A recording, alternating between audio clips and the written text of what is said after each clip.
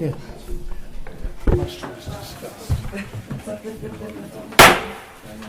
Good evening, everybody, and welcome to the Parish Council meeting on the 17th of November 2015. Thank you all for coming. The fire exits are located just there, and also the way most of you came in, just next to the stairs. We've got quite a packed agenda, and obviously a lot of members of the public here, so if everybody could refrain from speaking over anybody else and just raise your hands to speak, that would be great. Do we have any apologies? No. Okay. I think we're nearly all here. Okay, then item 3 is the declaration of interest. Does anybody have an interest to declare? Sandra? I think Newlands Road, Newlands. Which item is that?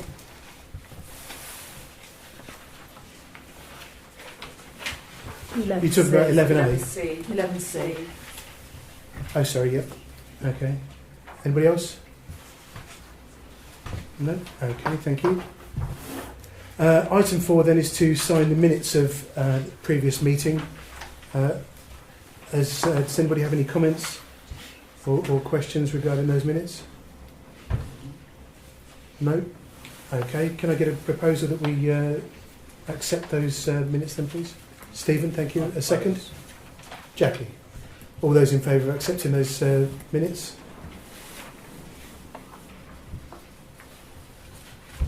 And opposed?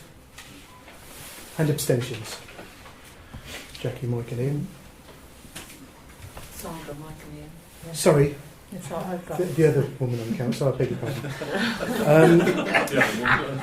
Item 5 is the public open forum session. If anybody would like to speak on a matter that's on the agenda, I'm happy if you'd like to wait and speak when it comes up.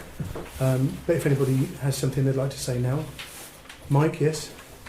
This relates to an item from last month's agenda. It's on the back page of the minutes. The minutes were correct probably in your understanding, and the error is in my transmission of the email and not making myself clear. I was writing on behalf of the Brixworth Heritage Group, not the Historical Society. I presume it's meant to be the History Society. The Brixworth Heritage Group is a new group, and the whole point of the communication was to elicit your support so that I can apply for grants in your name. I've done this in the past when we did, for example, the welcome pack and things like that, or the computer for the information point. It will save the Brixworth Heritage Group starting up as an independent charity.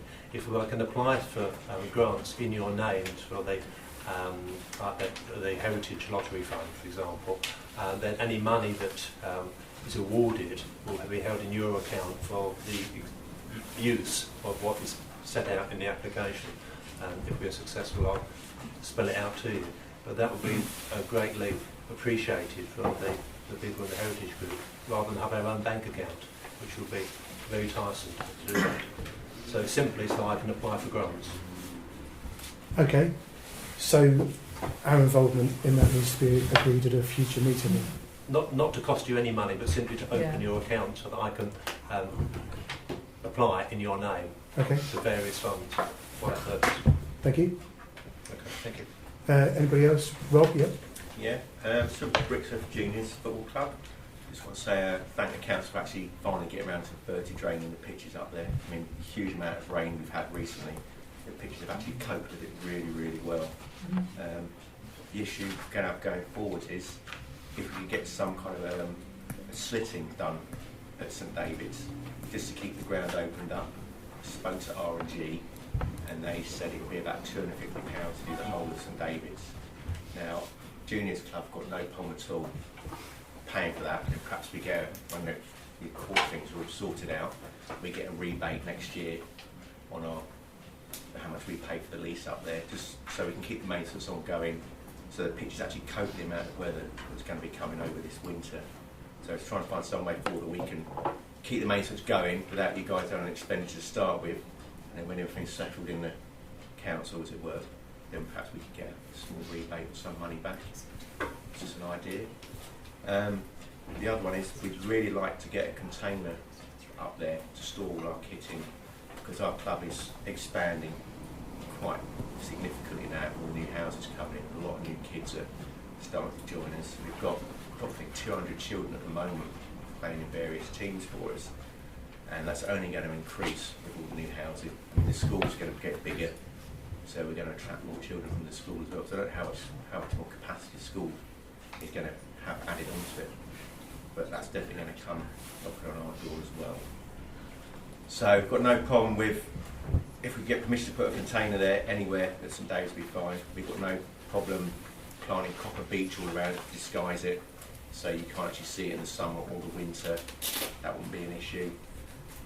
Just need somewhere to store our stuff that's secure and safe, or with all the burglary and trying to entrance attempts at St David's recently.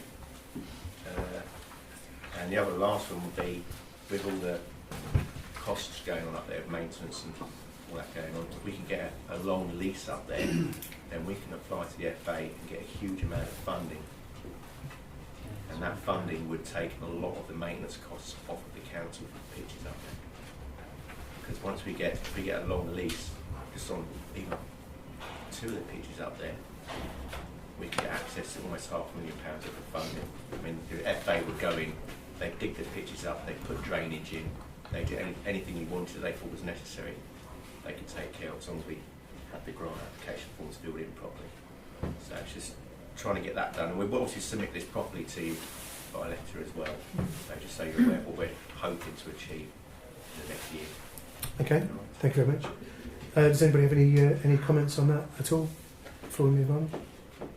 This is the juniors obviously taking on a lot of responsibility in terms of sort of how they see the future of St David's and the Ashway, but it's not just the juniors that use the pitches, is it?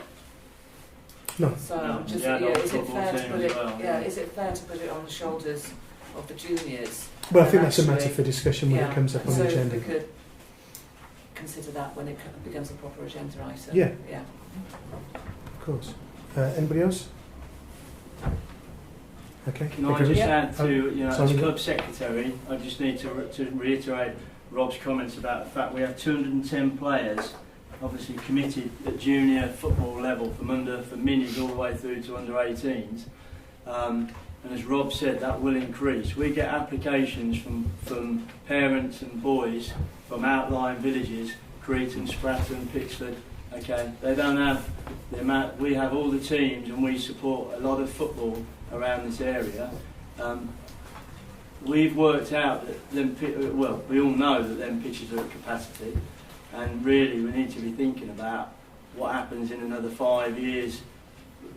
Will the parish just say, well, actually, we've got nowhere else to play any more football, and therefore those boys and girls have to go and play elsewhere?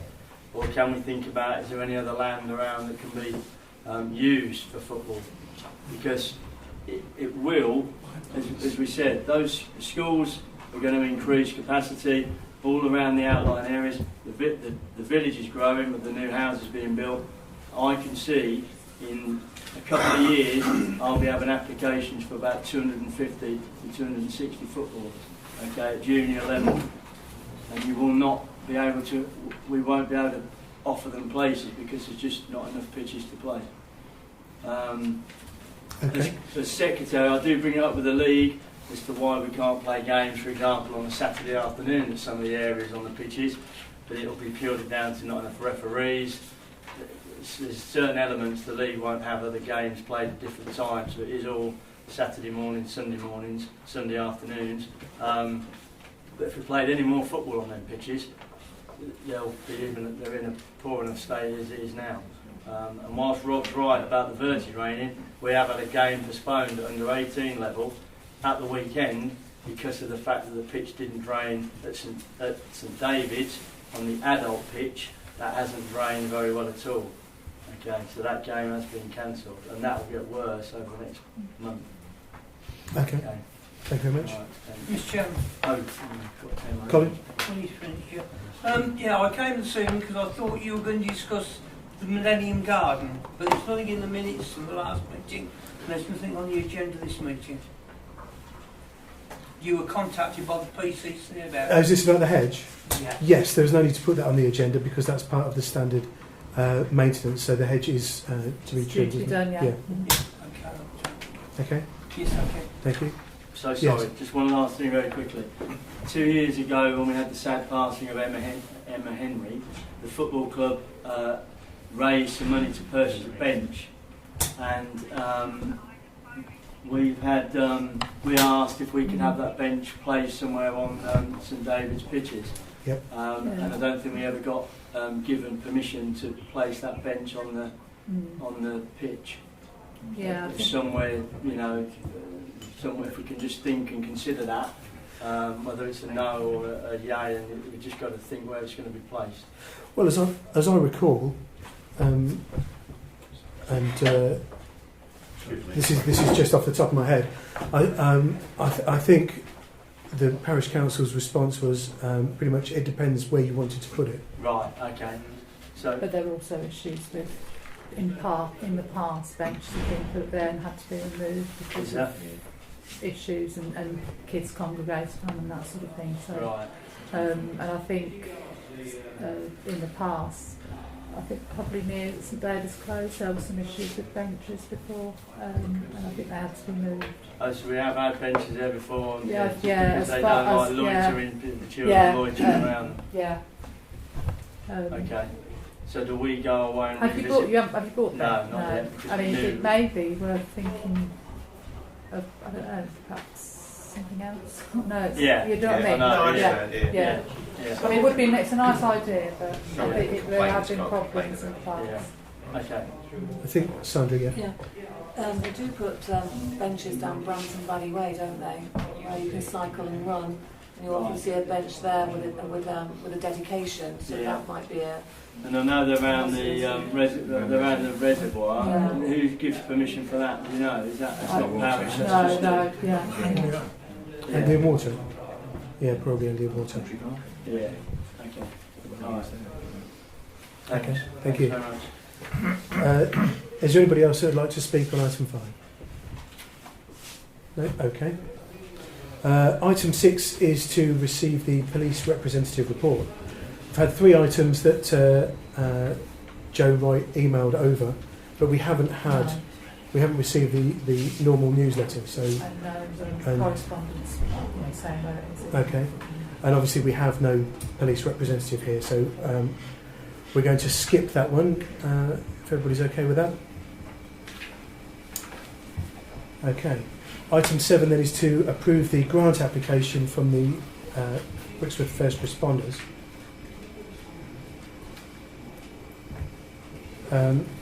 First of all, does anybody from the First Responders want to speak on this before we start?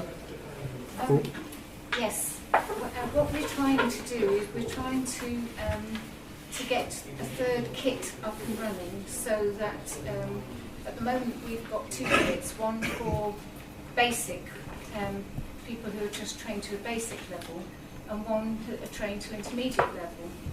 And what we're finding is that the people who do the nighttime shifts and people that are doing the daytime shifts, so what we're trying to do now is have a second intermediate kit, so that the daytime one would just be passed in on between the daytime people and the nighttime one between the nighttime, because at the moment there's people on in the day, then it's got to be handed out to the night, and then it's back again, and so every day the kit's being moved backwards and forwards. This way it'll make it much easier. EMAS have already said they'll give us another call sign to allow us to do that, so that's what we're in the process of doing at the moment. All the kit that we get, I mean, you as a parish council kindly bought the very first kit for us, but any further kit now we have to provide ourselves. So we do fundraising, and we're trying to get as much funds in as we can. Okay, thank you very much. Does anybody have any questions or comments on the grant application? No? Okay. I had one question because it mentions in the application that the defibrillator, the cost of the defibrillator is £1,000. but then it says the total cost of the project is £1,600, of which the defibrillator, which the grant requested is £1,000. So I'm not quite sure whether... Because we had a fundraising earlier on in this in September, and we've raised £700 ourselves. So I'm asking for as much as you can grant us, so that we've still got a little bit for buying defibrillator pads and what have you. Yesterday I picked up 3 defibrillator pads at a cost of £75 each plus that. So that's just so that we've got spares. So all the time we're having to fundraise to get extra kit all the time. Right, I see. So the grant is to cover the cost of the defibrillator, Yes. but then you have accessories. Yes, that we're kit raise bag the- and defibrillator pads and blood pressure monitors. Okay. Okay. Does anybody want to express an opinion on this grant? Sandra. I think the fact that first responders have raised £700 off their own back goes some way to show, you know, that they're not just cap in hand coming to the parish council, can we have some money? And I think we do need to seriously consider that, because I think our own grants policy touches on that sort of match funding, doesn't it? Yeah. Okay. Ian? I was very proud to be one of the first people to push through the first application, whereas years ago you finally got going. It's great to see, I must say, slightly off the subject, great to see they're still going with very valuable village service. I'm a little bit hesitant to approve something like, not being disparaging at all, but something just in case or towards general funds. I'd rather give the money for something specific like the defibrillator and so many spare pads, things like that, and how much the kit breaks, itemise those items. They might add up to 1,600, that's fine. But rather than just a general amount of money which may or may not be useful for general funds, be specific as what we But get that's money what for. we're actually saying, we only actually want £1,000 for that, we're only asking you to provide the defibrillator, Yeah. we'll do everything else. Okay, in That's that what case, we felt it's important Yeah. that we put through as well, so we've not just done more fundraising, we're going to do more we'll be coming around cap in hand to everybody on the Christmas carol. thank you. That's an excellent summary of what you want to do. I'm all for it. Thank you. Okay. I Thank was you a very bit much. confused there. Yes. Kevin. I propose we actually just grant it. Okay. I propose. The full amount, Yes. £1,000. Is there a second? Yeah, I'll second. Stephen, thank you. Okay, all those in favour of granting the full amount? Ah, excellent, that's everybody. Thank you very much. Thank you. Thank you, thank you for coming.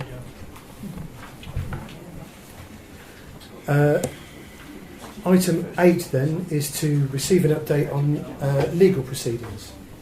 David, is that... Yes, thank you. Thank you, Chairman. Just to say that the claimant has appealed against the dismissal of his appeal by Northampton County Court concerning the money owed by him to Brixworth Parish Council.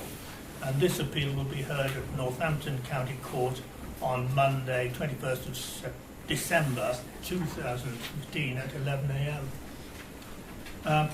That is that. The rest of what I have to say is rather sensitive, so I would ask for a resolution to exclude the press and public, unfortunately. For the rest of the evening, just You're not getting off that lightly. Okay, is there a second to David's proposal to exclude the press and public? Sorry, can I just clarify what David's just said? So the claimant has appealed against the appeal. Yes. It was an appeal, if you remember, that Judge Joseph dismissed, as it were, and he's appealed against it. The appeal was dealt with out in chambers, as it is said. That is not going into court, but this one's going into court. So he's having an appeal to listen to the appeal Yes. that was thrown out. Yes. Thank you. Okay, Kevin, were you seconding the motion? No, I just want Oh, to sorry. ask a question, if I may, through you, Chair. We've been here before, but as Councillor Barrett has not declared an interest, and if he intends to remain in the room once the press and public are excluded, should the motion to exclude them be passed, I must ask him whether, as a known associate of the claimant, including at early employment tribunal hearings, he has at any time provided any evidence, advice or assistance to the claimant, Stephen Pointer, in respect of the claims that he has brought against the council. If he remains, I am going to ask for that question, together with his answer, to be minuted verbatim. Okay. Thank you, Kevin. First of all, then, we need a second to David's motion to clear the room of press and public. Is there a second? Ian? May I answer it publicly? I can ask and reply to that comment as it was made publicly. Yeah, are you happy with that, Kevin? Mr. Chair. Well, I think that because you made the point that it's if the press and public are cleared, then you would ask for an answer to the question. But we haven't resolved to clear the press and public yet. Correct. But I would say if you wanted to answer now, I think that's fine. Thank you. My statement simply is to reiterate what I'm on record of having said in the past. I don't want to take up too much time going over the whole thing again, except to say my attendance at the first meeting, when indeed I did take Councillor, as he was then, Pointer to the tribunal, was simply to ensure the tribunal would take place. This is on record of what I told the judge at the time. I told the judge my role at the time. I did not go one step beyond that role at that hearing. I will stand by that. As far as any closer relationship is concerned, I consider I have absolutely no interest to declare that would be counter to our standing orders or indeed our code of conduct. And I consider I am under no obligation to leave at all. However, Chairman, I wholeheartedly oppose the possibility of spending another penny chasing a case which, in my opinion, should have been solved by a more amenable means right at the very beginning, which I'm also on record of having said. And I will certainly be leaving the meeting. I want no part of a decision to spend a single more penny of council taxpayers' money. My calculations say we are approaching £60,000 being spent, or promised to be spent, or being labelled to be spent on something that's probably £400. In my opinion, that is a disgrace. Okay, thank you, Ian. Now, as I understand it, we just waited on a second to David's motion. Does anybody want to? Stephen, are you seconding? Yeah. Okay. All those in favour then of clearing the press and public for this agenda item?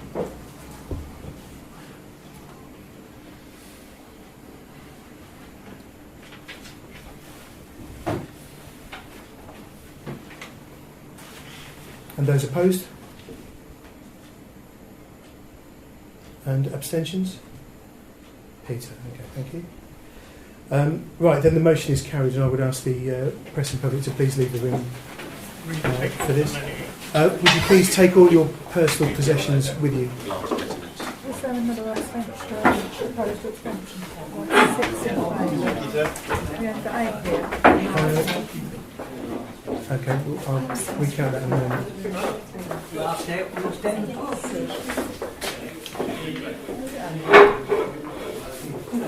Chairman, I will be absenting myself from this agenda item voluntarily. Okay, thank you, Ian. You have left your... Well, Councillor Barrett has left voluntarily. I've left voluntarily. So, I would ask, Ian, before you go, you're not recording this meeting at all, are you? I'll make no comment. I would ask all councillors to switch off any recording devices that they have going at the moment. Unless that's for the question. Yeah. Sorry. No, she is seconding it. Yeah.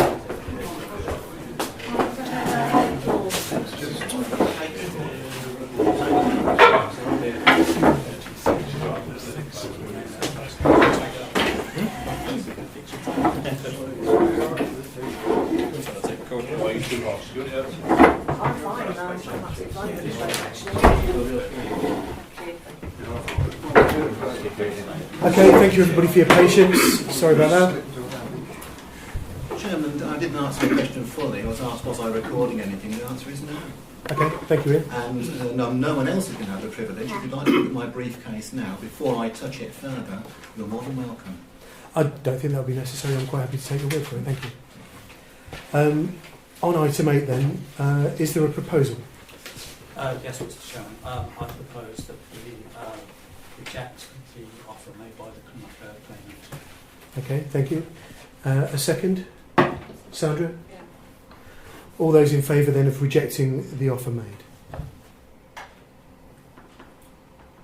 Thank you. And opposed? And abstentions? Thank you very much. Item 9 then is planning. So to receive the minutes from the planning meetings held on the 5th of October. Does anybody have any questions or comments on those minutes? So we're happy to accept those. Yes. Excellent, thank you. Thank you, John. Item B is to receive the planning approvals and refusals for October, which everybody's had a chance to look at. Is everybody happy to accept those? Any comments? No? Okay. And item C is to approve the neighbourhood plan. Before we go into any details, Bob, did you want to speak about that? Just a few words, if I may. Thank you. Before Mike tells you about the next steps for the neighbourhood plan, I think I should just remind you all briefly of its journey to get to this stage. When he became chairman of the parish council, Mike Lacey suggested that Brain could help in setting up a group to begin work on a neighbourhood plan which would manage any further development in the village.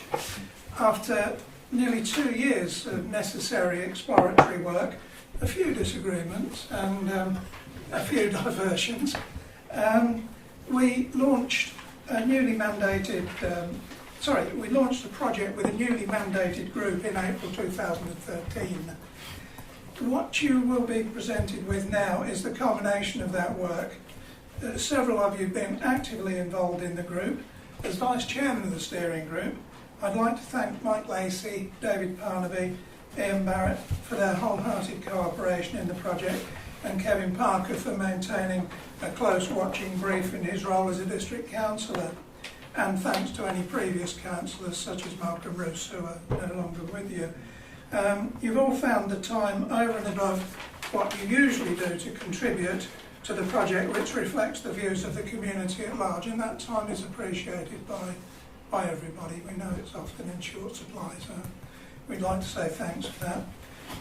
As a group, we've been able to negotiate the considerable benefits for the village accruing from Barrett's phases 1 and 2, which are described in the plan. From start to finish, Brain members have supported and contributed this project and will continue to do so. There's still work to be done in the run-up to the referendum, and I hope that you'll all work with us to ensure a satisfactory outcome. Thank you. Okay, thank you very much, Bob. Does anybody have any comments on the David? I know I'm the chairman of the NPSG, but I would like to thank my colleagues for the tremendous amount of work they put in, much more than I've been able to do. They have really gone at this, and the ones, particularly the ones here tonight, have worked their fingers to the bone on it to keep up the tempo and get it done in time. So I think they're really deserving of our thanks and praise for what they've done. All these guys, and a few more. Everybody's pulled their weight on this one, and the group has worked as a team. Certainly, I think I've not seen anything work out here as a team before. Okay, thank you, David. I'd like to add my voice to what David just said. Okay, thank you very much. Does anybody else have any questions or comments? We do have an extraordinary meeting scheduled for the 1st of December in case anybody hasn't had a chance to peruse all the documents to their satisfaction. Yeah, Kevin. I propose we accept the neighbourhood plan as it is. Thank you very much. Is there a second to that proposal? Sandra. Okay. All those in favour of accepting the neighbourhood plan and the supporting documents? That's everybody. Thank you. Well, thank you. Thank you for that, Chairman. You don't want to see that sort of do you? That's take it as read. Yeah. If there are any issues that you feel that I'm missing, we need to sign this off Thursday noon latest. If you suddenly say on Friday I want to add the logo, you're too late. So now is the time to actually say, are there any issues that you want some explanation on, to actually get that, because the people who know are here. You know, I didn't think about adding the logo. I've just, well, within the group we've discussed that, but there are, let me just say that beyond this, that the next stage, thank you for your support, but essentially what will happen now is that we'll tidy up the typos, which you've noticed, and one or two others have noticed, and as my wife has noticed also, we'll get those tied up on Thursday. Then early next week, it'll be delivered to the clerk for distribution onwards to Daventry. After that, we're in their hands. What they will then do is to then consult with those individuals or organisations they feel should know about it, and that will include landowners. But we've prepared our case very carefully, so they may challenge it, but I think we've followed all the steps which actually suggest that we have a very good case to stand our ground. Once that 6-week consultation that's set out by Daventry is carried out, the group would then be contacted by the council, Daventry Council, to request a beauty or answers to a beauty parade on an examiner or an inspector. We have an opportunity to say we don't like this one, we want that one. They will put forward 3 choices. We choose who we think is right. They have to produce their CVs, etc., etc. And then they go through the process of examining the documentation. There are 4 documents which are necessary: is the plan itself, the appendix which relates to the surrounding landscape. There is what's called a consultation statement, which is the demonstration of the contacts we've made with the community, and it reflects community wishes and not ours. And then finally, does it pass muster with regard to the National Planning Framework, the National Planning Guidance, the Joint Core Strategy, the 1997 SAVE policies, all of which has been carefully considered. And our consultants have a great deal of actually taking that view. And I know that Ian and Kevin from time to time contribute to make sure that we've actually been on track with those. So we are sure we're on track, but it will take some time yet before we see a response from Daventry Council to say we can press on with it, because it has to go through their committee stages, and then their full council. So it could be another 9-10 months before we'll come back to referendum, and that depends entirely on whether the inspector feels that there is a public case to answer. If that happens, we may be coming back to you and say we need some help on publicity and expense of that nature. But then I know you set some money aside for that. But thank you for your support. Thank you very much. Could I just ask a question? Yes, Mike. Is it correct that the neighbourhood plan now starts to gain weight once it's submitted to Daventry? We believed so, although the recent experience of Earls Barton suggests that it might not be as great as we'd hoped. So the answer is yes. We've been led to believe all along that as soon as it's in Daventry's hands, it has to be taken into account as an emerging policy. What's happened at Earls Barton? Sorry, Mike. What's happened at Earls Barton? Well, on the day that they held their referendum and voted for the neighbourhood plan, an inspector, as you were, the Secretary of State, overturned and I think a rejection from Wellingborough Town Council on housing on the edge of the village, and it is counter to the neighbourhood plan.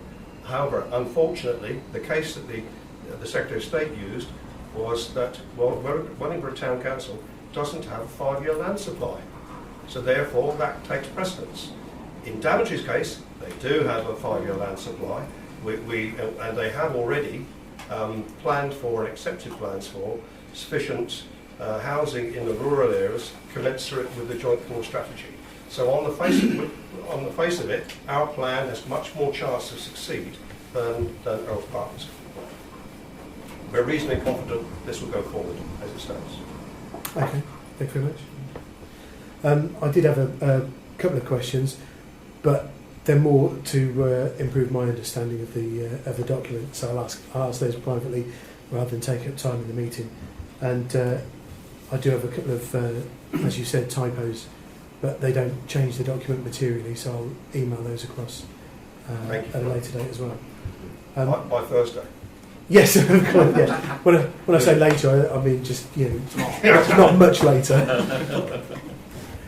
Does anybody else have any comments before we move on? Okay.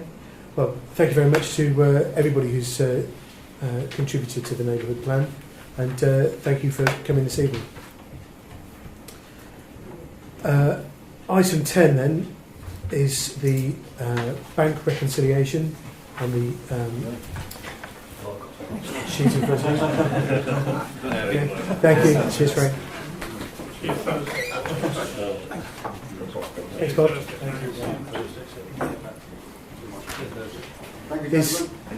Thank you very much. Is everybody happy to accept those figures? Yep. Any comments or questions on those? Okay. And item B is the parish council, the general reserves. Are there any questions or comments on those? So we're happy to accept those figures. Okay, thank you very much. Item C is to approve the bills for payment. This is on the other sheet that you received this evening. Does anybody have any questions or comments on that sheet? Or on the items of that sheet? No? Then, the Sandra? online mapping subscription, is that the one that's independent of Frank? It's the parishes online, the one that Frank has used predominantly for neighbourhood plan. So that's not because we were going to get one, weren't we, for ourselves? That hasn't been researched yet. Oh, right, okay. As far as I'm aware. So that one's Frank's, okay. But, I mean, once the neighbourhood plan, if He we doesn't continue need it. with it, then we will Take it it will be it's ours, yeah. Yeah, okay. Okay. Any other questions or comments on that? Then can I get a proposal that we pay those bills? Mike? Propose we pay the bill. Thank you very much. Is there a second? Peter, your hand went up first. Thank you very much. All those in favour of paying our bills? That's everybody. Thank you. Chairman, no, sorry. Sorry, Does that include the paying our consultant? Yes, it is. Okay, thank you. He's anxious about it, so I'm anxious for it. I spoke to him today. Right, thank you. Is that? I imagine that was from neighbourhood plan funds. Anyway. Oh yeah, yeah. So we don't even have to approve it then, do we? Because it's been pre-approved. But we put it on because it came at the same time. But the group felt last week, because it was a large one, Chairman, that we should draw attention to it. So, okay. So, but you're quite right, it is in the budget, it's pre-approved. Thank you very much. Item D is to receive the clerk's report, which was circulated with the agenda. Does anybody have any questions or comments on that? I can't find it, so where is it? It was one of the attachments, was it? It was, yeah. It's also in the Dropbox, yeah. item 10D. Okay. Does anybody have any questions or comments on that? No? Okay. Thank you very much. Item E is to approve the insurance quote for the parish council van and the Kubota. £590.77. Yeah. That's for both, is it? Yeah, it's obviously down because we haven't got a tractor, and that was £100. But there's no change between that this year and last year. Okay. Does anybody have any questions, any comments on the Ian? Are we on a 3-year sign-on? No. That one? No, we're not. We're not. No. You reckon it's good value? Yeah. The company that we use to sort of get us good deals with our suppliers can't match it. They've been out. Oh, I'm shopping around, that's fine. Yeah. Okay. Anybody else? Just Steve. yeah. Where are we going to cost that one to in the budget? What, the insurance? It comes under insurances. No, we haven't got a section for insurances, have we? Well, In this year. Previously it came under running costs for the van. Okay. That's where it's always been before, running costs. Yeah, I know we're going forward. So it's been Like I said, moved in the 16-17. Yeah, so we budget. moved it all to insurance. But I think Right, there are okay. funds within the running costs to cover it. Okay, that's fine. Okay. Any more? Okay. Would anybody like to propose that we approve the quote then? Kevin, thank you. And a second? Stephen, thank you. All those in favour of approving that quote? That is everybody, I think. Is your hand up, Sandra? Thank you. Item F is to approve the quote for the parish council vehicle signs at £10 a sign. Yeah. Is that are they magnetic No, they're stick on. to replace the current? Yeah, the ones Right, on we've the got at the moment. And it's the same guy that did them before. He's based in Earls Barton. And I think they're £10, so it wasn't really worth going out. Well, they paid this time. Well, yeah, most probably. But they'll be alright for a bit. I don't know how long those other ones were on. It must have been quite a while because I couldn't find any reference to them via email or accounting, so it went beyond. Perhaps it was before email. It could have been, yeah. Okay, Sandra? Isn't this a sort of thing that you should be doing anyway because it's under £500? Well, the reason it's in there is because at the last meeting when it was discussed, it was agreed that I would go away and get prices. Oh, I from see. that. So, Okay. that's what I did. Okay, so we don't need a proposal for that, really, do we? No? Okay, so is everybody happy to accept that? Quote? Yep, fair enough, thank you. Item G is to approve an additional signatory for the Parish Council bank mandate. This is because there are currently only two. Is that right? There's Two? three. There's you, David and Mike. Mike, okay. So, do we need to choose somebody, or is there somebody in mind that we need to affirm? I did feel that it probably maybe somebody from the working group, finance working group, as they're quite closely involved in day-to-day running of the finances. And Stephen he was quite interested to do it. Thank you. Are you happy to do that, Yeah, Stephen? I Okay. propose Stephen. All right. I second Stephen then. All those in favour of Stephen being the additional signatory? That's everybody except Stephen. Pass the water, please. Those opposed? And abstentions? Stephen. Okay. Did you want to I vote? just want to joke, please. Sorry. Thank you.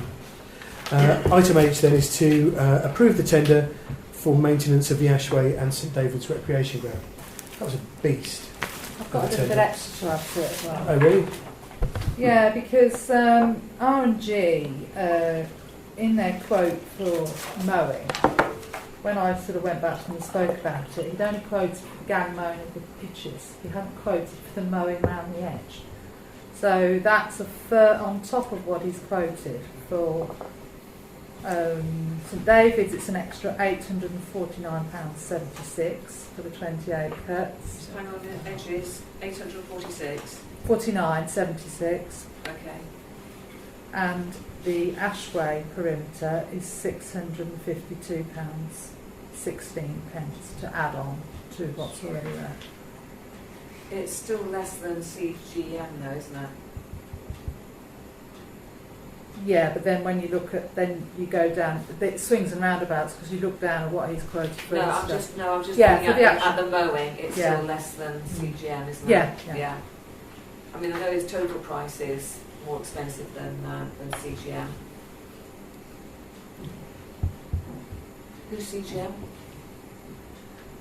Complete Ground Management Limited. I don't know much about them, but I have spoken to him. He quoted for the overseeding and I've had a look on his website, but I mean, I don't really know a huge amount about him. Kevin? I just think when you look down there, even with the gangway, which is fine because it's more or less the same, the one that just stands out is the overseeding compared to everybody else. And I'm just wondering if people are quoting like for like. That's all I'm saying. And if we need to go away, needs to go away perhaps, correct and say, is everything the same across that line? Because I don't see that difference. It's so far out. The first two are very similar. I have a feeling Dave Salisbury probably gets ground care to come in and do it for him. Because I think Dave Breen does quite a bit of work for... It might be that they're doing it, just drop in the seed on the surface and the other people pricing for seed drilling will actually drill the seed into the ground. When you read, they're all drilling into the ground, the paperwork they've sent. And are they all using the same sort of seed? Yeah, the seed is the issue. The seed, it can vary. Vary as much as £20 a bag. Yeah, and obviously that's your biggest cost, as you see. I mean, as we've gone along, improving the maintenance of the playing fields and the village as a whole, we've got various quotes, and R&G have been consistently the best value for money, and yet here we are, we're looking at £1,500 more and £1,000 more for overseeding than the nearest one, let alone from CGM. And I can't help but think they're perhaps, if you'll pardon the pun, not playing on a level playing field. CGM are offering same as what? They will do same seed? Same seed, but there's different grades. You can get an economy grade, or you can get... Well, I think that's the problem, isn't it? Is that, is it not false economy to go for economy grade? I mean, we're struggling with the Ashway and St David's. The last thing we want to do is try and save a couple of quid. I know it's slightly more than a couple of quid, but by going in with cheap seed, that's simply not up to the job. Well, when we got the quotes for the vertidraining, Ken came back with a cheaper quote saying he was going with economy grade because it was tough grass and it was going to be good. So maybe, as Kevin has said, we need to... I think they've quoted for the highest... I think they've quoted for the high quotes, they've quoted for premium rapeseed. So we need to be comparing apples with apples, don't we, rather than apples with tangerines. It's easiest to ask all the companies to price their top level seed and their economy. It's Christmas, isn't it? The thing is though, I mean, it was listed, it was written out in detail, what they come back with. If some of them are coming back with just a one-liner, £600 per pitch, then, You'd see missing. I just feel that this discrepancy makes me feel that we've missed something. Yeah. Right, I'll go back to them. But I think or go back to all four of them. I wouldn't necessarily agree with that comment. No. Because it's a separate business I do, but tenders go in all the time. When I submit a tender, you can have a range, you could have half a dozen companies, and the range can be 50 grand for a removal up to £100,000. So Yeah, no, I accept that. It's just because, as I said before, R&G are normally the most competitive. So, as Rob suggested, do you think it would be worth getting them to quote on their most expensive and their cheapest seed? But I think you'll find CGM, it will not change. But we can find it won't change, because I've told them what grass. Yeah. I've told all of them have had the grass seed that we're using. If the maintenance carries on through the winter, you may get away with half the amount of overseeding you've actually priced for. Yeah, I mean, like I've spoken to Ken, I mean, he said, at the time you may choose the seed not the cheaper. I think he's quoted, the higher quotes, they've quoted on worst case scenario. Yeah, I think Ken seems to be quite active in talking about it. So if they're quoting on worst case scenario, what you've got then is possibly CGM that goes, we weren't quoting on worst case scenario, so actually it's going to cost more. Unless he says that, then you go back to him and say, well, that's what you quoted, so that's what we go. But I've had conversations with Ken. He said, I can give you this, but it may vary. I think It's £3,000. Hang on, sorry, difference. Stephen was... Sorry. I think if we select somebody tonight, then whoever we select has an order, and it's on the understanding that the price is the price. That if you're charging £600 worth of seed something, it's £600 for whatever needs doing. Not, oh well, we only price for 25% of it. It's your quote is 10,000. Who audits them doing it? Though? Okay, thank you. We do. You audit them. Okay. Well, generally we get, I think the most efficient way we've been audited so far is by the clubs that use it. That's, we've had a lot of feedback from all the clubs. Does anybody else have any? Yeah, Jack, sorry. Yeah, sorry. Oh, okay. Peter. CGM haven't quoted for the verti draining, have they? Because they don't do it, or they don't think it needs to? Just, they didn't quote. They didn't quote. Whether he doesn't want to do it, I don't know. We haven't got the equipment. So if we still feel that verti draining is needed, we've got to go elsewhere to get that done. On top of their 10,000 grand. So I assume the prices you've got there is every single item of work. And that worst case scenario is every single thing needs doing, but in It a might year not be it doing. may not need all doing. Yeah. So you've got to kind of work out. That's the some sort years of might understanding I've had with Ken. You Yeah. know, it is. You know, he finds it difficult because he says it may be that you won't want this, or you might want more of the other, or you might, you know. Okay. Stephen. I think we all, whoever we choose to go with, we ought to use one contractor to do the whole thing rather than try and split it, because that could lead us into all sorts of scenarios. Because the prices may well be contingent on the whole And somebody will blame package. something for somebody else. Yeah. Yep. And then you've also Just got to the try and negotiate getting them in at the right time. So the only one that's quoted for is RG. Yeah.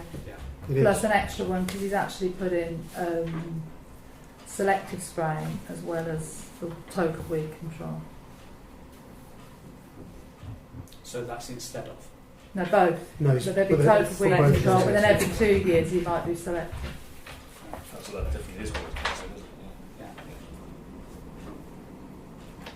But again, with weed control, I don't believe that you need that every year necessarily. No, that's But, what yeah. I was meaning. Yeah, but that like selective different, but even like the total weed control, you know, I don't think you necessarily need to do that every year. You've just got to keep an eye on it. Well, was the tender request for doing it every year? Well, yeah, there was one. Yeah, it went in for every year, but obviously there'll be times when you say no, we don't want it. Okay. So, yes, Stephen. Is this for just? This is 1 year. But with 2 years it went out on. 2 So years. is this figure is per year, Mhm. based on a 2-year contract? Yeah. How much are we paying at the moment for maintaining Ashway and David's? Not this much. No.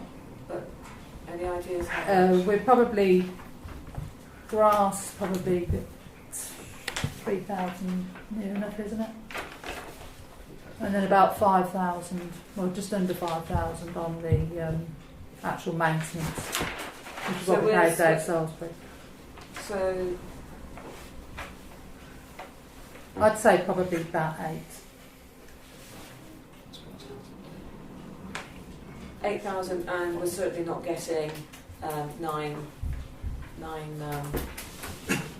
items out of £9,000, £8,000, are we?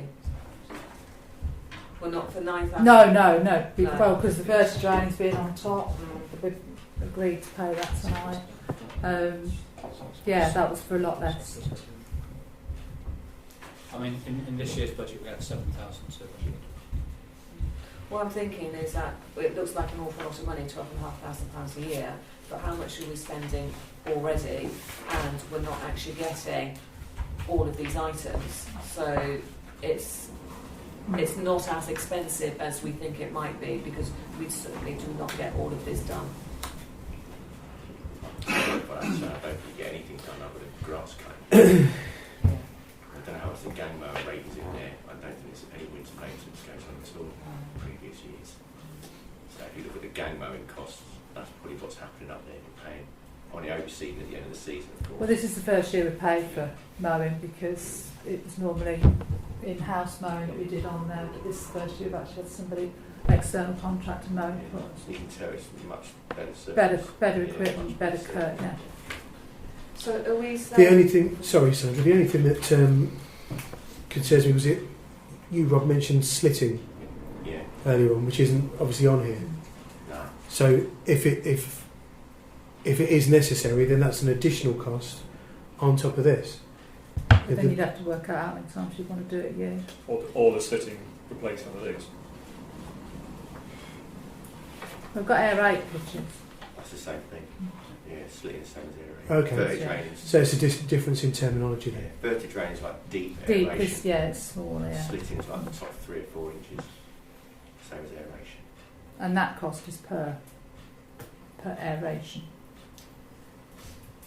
Okay. Are they aerating how many times a year? Well, that would be what you'd discuss. So it could actually be more than this, because this is... So that's per aerating. That's per aerating. Right. I think what would happen is you end up paying quite a bit first off, and as the pitches improve, you do less aeration, less verti. Yeah. It's like an evolving thing, really, isn't it? It is. It's very difficult to do, and this is what Ken and I have talked about. He said, and all of them say about it. It is. You can get a quote for all of these things, but when you're working on something that's had nothing done to it for a long time, like we've gone with having a look and seeing what one verti drain is going to do, whether it's going to make any improvement, and then look and see what else is needed. I mean, for me, sorry, Jeff, for me, I think because it is an evolving thing, I think we need to be looking at it item per item.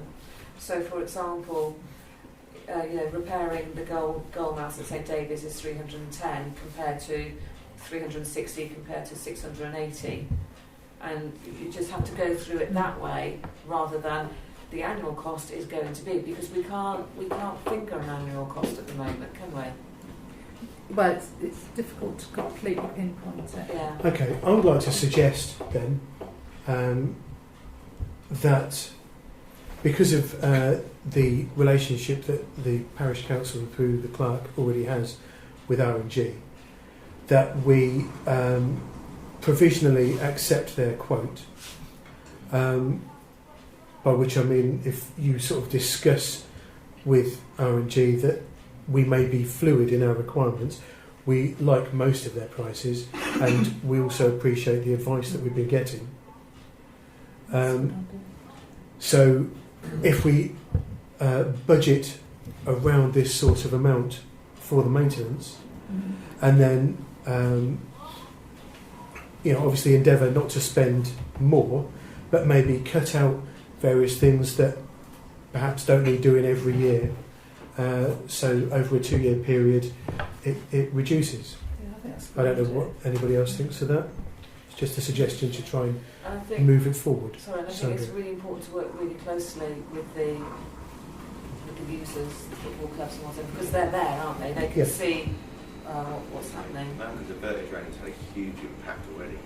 Water drains so much better on the adult pitch, but the junior pitch up there, there was no real problem. You know Ken though, don't you? Yeah. So,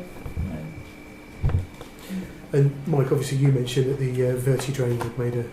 It's made a significant difference. I said at the last meeting that last season, when I came before you, said that we need to start looking at the long-term maintenance of both the Ashway and St David's, because otherwise they would just clog up. The cricket pitches have been rated as the lowest in the league. Well, with a significant improvement up to the third in the lower divisions. Although, of course, as I said, as a caveat, say that we came top in the first division, Premier Division, and the third division, and the other ground. Just to give you a picture, we spend probably around £5,000 a year just maintaining the outfield and cricket's playing area on Northampton Road, and that's what we're using volunteers. So it doesn't sound to me that the quotes you've been given are enormous by comparison. Okay. Are there any other comments at this point? Yes, Stephen? Yes, really to do with the money. I mean, obviously, when we was going through the figures the other day in finance, we budgeted, I think, 13,000 towards that. So it seems like we need to be up in that sort of figure. Does that include the grass cutting, Andy? Yes. Well, there's 12 coming. Yeah, but it's not 12. You've Because got an extra 1,500. there's another 1,500. Yeah. There's the aerating of the pitches, which is another £470 per visit. What about the income we get for the grass cutting? £1,300 we get. Yeah, but we're going to get that anyway. You don't want to put that towards this.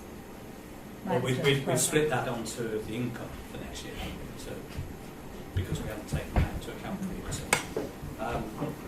And I presume we're looking at this to start after next April. Yeah. So, if we agree, then it's got to be subject to I think we being need able to find the money yes. in the budget. Yes. Okay. So I think we need to sort of rationalise it so that we're budgeting something like the right figure. Because Okay. There's a few things there that could add £1,000 on the drop of a hat that we don't want to be caught on. Fair enough.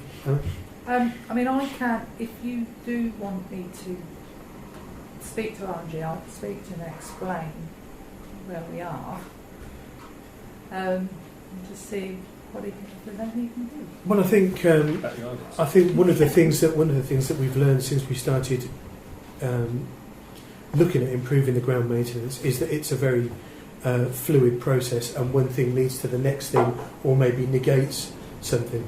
So I think realistically we need to keep all these options open, and just maybe decide to do them at parish council meetings as the year goes on, but agree in principle now. Yeah. So that's my proposal. Would anybody like to second it? Mike, thank you very much. All those in favour of the proposal? That's everybody. Kevin, did you? No. Those opposed? And abstentions? It's Kevin, thank you. Okay, item I is to approve the quotation for the tree inspection. This was mentioned a couple of months ago as something we need to do. Yeah, and I was waiting for the final quote to come in. That's why I couldn't really get into. I only really go to them today. Yeah, this is to have a health and safety tree inspection of all our trees, and they will also be tagged, so it's easy to identify them in the future, and also submit reports of any work that needs doing, be it immediately or in the future, that sort of thing. So I've got a quote from Treeshaw, and that is £1,300. This is just for the inspection, is it? Yes. Well, and the tagging and producing the report. Sorry, that was Treeshaw. Morris Fitch, £1,400. And Wilby Tree Surgeons, £795. Oh. No, they're very good as well. Wilby Tree, really good. They're very good, sorry. Very good company. Okay. Your experience with dealing with all of them, did you have a preference with... I've not dealt with the other two, but I have dealt No, I'm just with meaning the in terms of getting the quotes and everything Oh else. yeah, they were very, very professional. Will be. Yeah. Okay. Well, they all were. I'm not going to say that. Okay. Does anybody have any... Ian? Just saying, can we focus our attention, please, when they're inspecting it, on the possibility of pollarding the lines on Froxhill Crescent and Honeyhoe? Residents aren't very happy with the amount of branches that are up in the air and leaves that come off them.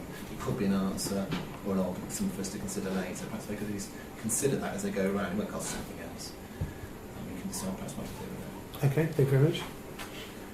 Any other questions or comments?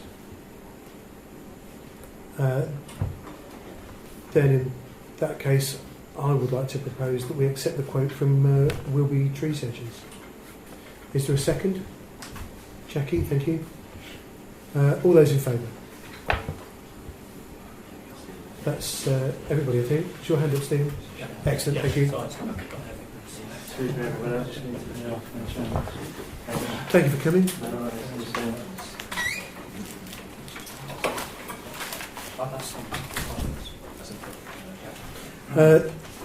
Item 10J is to approve the new model publication scheme and Parish Council information guide. Does anybody have any questions or comments on the documents that were circulated with the agenda? Is this going on our website? Yeah, it will do.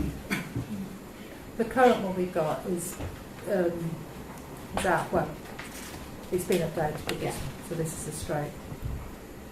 I haven't written it or anything, it just comes straight from the ICO. Okay.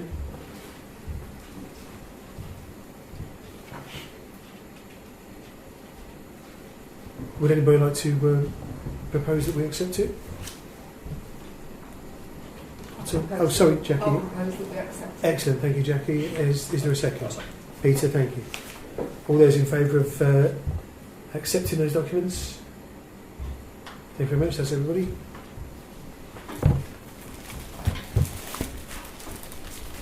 Item K is to receive notification from the pensions regulator regarding the Parish Council's legal duties for auto-enrolment of staff in the workplace pension scheme. Yeah, it's just basically to let you know that our staging date is November 2016. What date, sorry? Staging date, Oh, they right. call it, which means that by then we should have pensions in place for all staff that are entitled to have auto-enrolment into a workplace pension. We have got I've identified the staff that will need auto-enrolment, but we have some that the other members of staff, they can join if they want to. Okay. And what we've got to do next basically is look at what sort of pension and have that whatever pension we want them to be a part of, have that in place by May next year so that I can then write to the staff and ask if they want to. They can opt out if they want. They don't have to go in it. Is that something for the finance? Well, we've already covered it in finance to a certain extent, haven't we? We've already, But it's it would been be a mentioned full and council discussed. decision what you decide to do. Well, you will have to decide a pension. What pension you decide. Is it something that we would just do whatever Daventry is doing, so it's just hand in hand? No. It's go out and look. I mean, you can't. Well, it's complicated. It's very complicated. But we'll deal with it nearer the time. Yeah, I'm looking into it now. That's one for the new year then, if we've got to agree it by May. Yeah. I've got a few months to look at them. Okay. We have agreed to start putting some money aside. Yes, we've looked at the members or the employees who come into the scheme, and we have allocated funds from next November through to the April in next year's budget, based On the minimum percentages. on the minimum percentages that we can Okay. put in. Thank you. Any other comments on that item? Just to make you aware. No? Yep. I think we'll consider that notification received. Item L is to approve delegates for the Code of Conduct in Practice course on the 30th of November. This is a course run by NCALC. Emma circulated the details of the course in October. Yeah. So Emma and I are going, as long as everybody's happy with that. Yeah? No comments or questions on that? Nice little joy. Yeah. Nowhere I'd rather be. Thanks for that. Yeah. Oh, did I? Of course. Did I mention it? They're very good. They're not free, are they? No, they're not free. No, but they're, They're not. as remember, I mean, they're only got about 30. Very reasonably priced. Something like that. They're not. Good value. Okay, then moving on to item 11, highways and environment. 11A is to discuss a letter from a resident regarding traffic congestion and parking on Northampton Road. A copy of the letter was circulated. Can I say it's me that sent? Right, okay, yep. Did you want to speak on it? You know that sent the letter?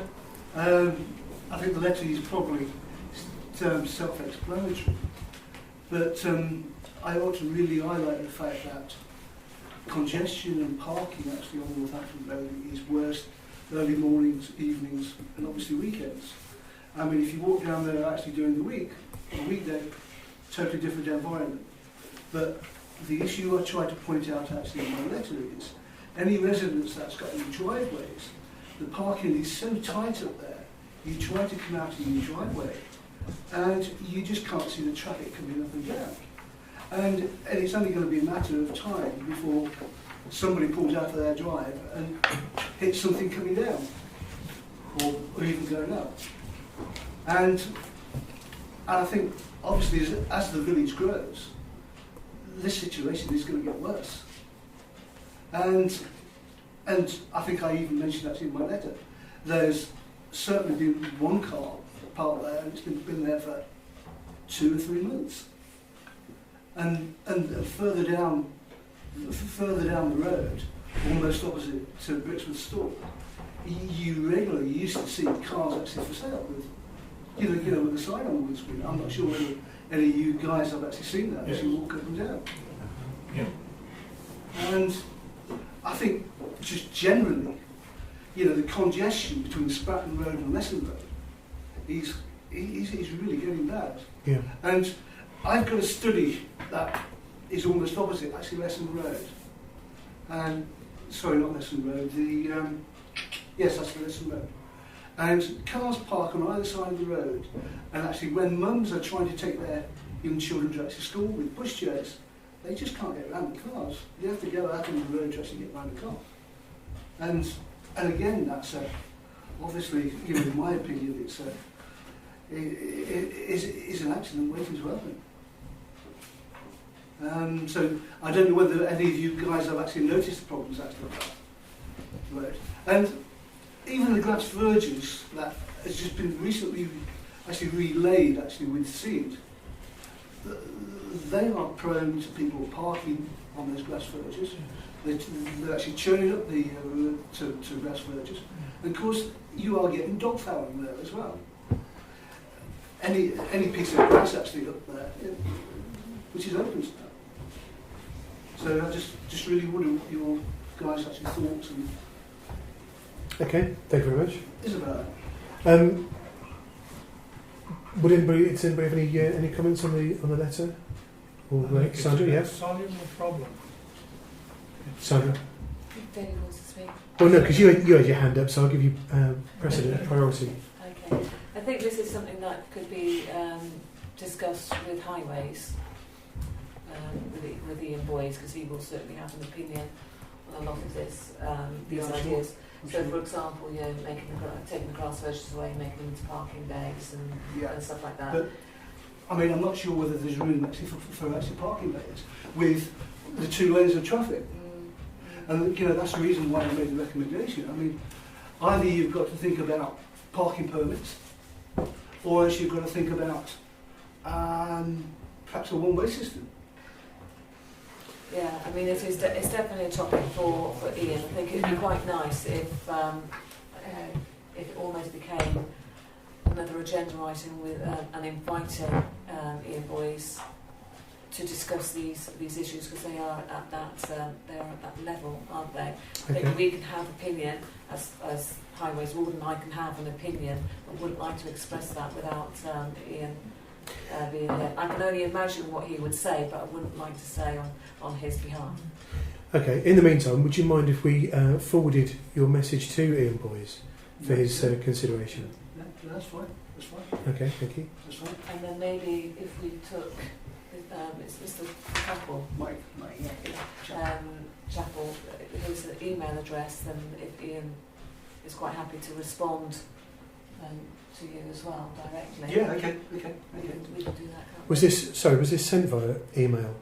Yes, I think. Yeah. Right, so you have the email Yes, address. yeah. Excellent, thank you. Okay, does anybody else have any... sorry, Ian, yes. More, if you want any evidence, empirical evidence, Speedwatch this year proved that twice as many vehicles were speeding down Northampton Road compared with last year. Now, I know Right. times might not be exactly equivalent, you can't have an exact equivalence between one year and another, but it's a trend. I think at least we can say there's a trend of increasing you're right. speeding in Yeah, that road. yeah, exactly right. And the figures are certainly a concern. Yeah, I think I mentioned in my letter. I mean, there was a child actually in October. He ran out, didn't he? He didn't look left, right. Yeah. He ran out. So, yeah. Yeah, exactly. Yeah. Sorry, can I just say, with regards to the BMW and cars on Verges being for sale, you can contact the police with regards to that. So if you want, we can send you the details of who you could contact. Well, I was just raising that just as a general problem in terms of parking issues. I mean, it's not a major issue for us, but I mean, for me personally, but surely it's just a part of the general parking facility down there. If people are just going to park and leave cars there for months on end. Yeah, I think if a car has been abandoned, then yeah, the police do need to do. I mean, I'm not sure whether it's been abandoned. Yeah. It may be just a resident that's just parked his second car. Yeah. Certainly, I think it's something that if we take it to Ian Boys and get a professional's opinion on it, then we can work out how to move forward. Yes. And hopefully solve the matter. Because obviously it is a problem on Northampton Road, it's a problem on a lot of the streets in Brixworth, particularly the main thoroughfares. Excuse me. Does anybody else have any comments on that item? No? Okay. Well, we'll forward your email to Ian Boys and thank you. Sandra, if you speak to Ian in the meantime. Yeah. And hopefully we can follow that up at a future meeting. Okay. Okay, thank you very much. Item 11B is to receive a letter from the Police Commissioner following his visit to Brixworth, which we've all seen.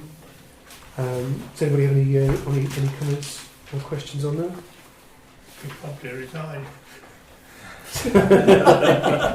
Well, he hasn't resigned, has he? He's just not running his again. Okay, so thank you very much. So that's received. And 11C is to give an update from Northamptonshire Highways regarding the concerns about traffic on Newlands, which again was circulated, and I think it's fairly clear that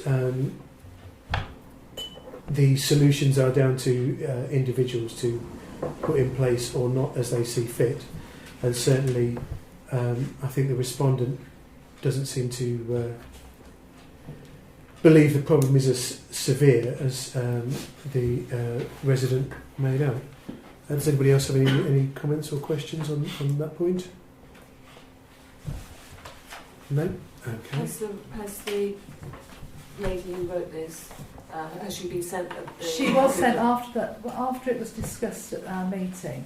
She was sent comments then, and that it was going to be forwarded to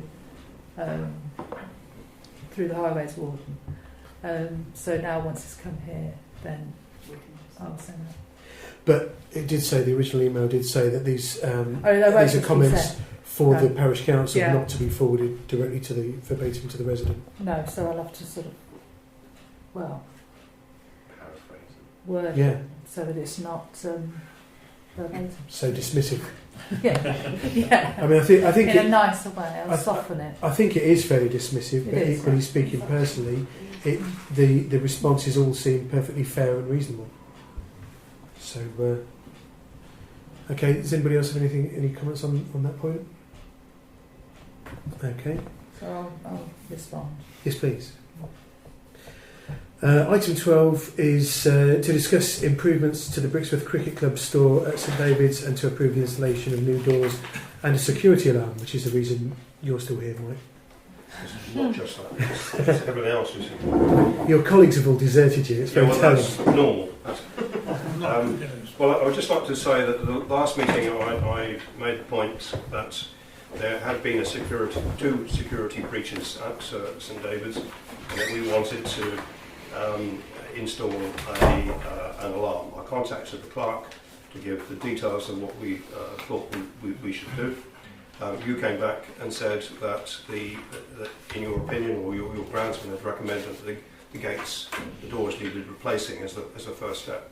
And when I spoke to our groundsman who used the store, they said yes, that is indeed the case. That they thought it had been done last winter.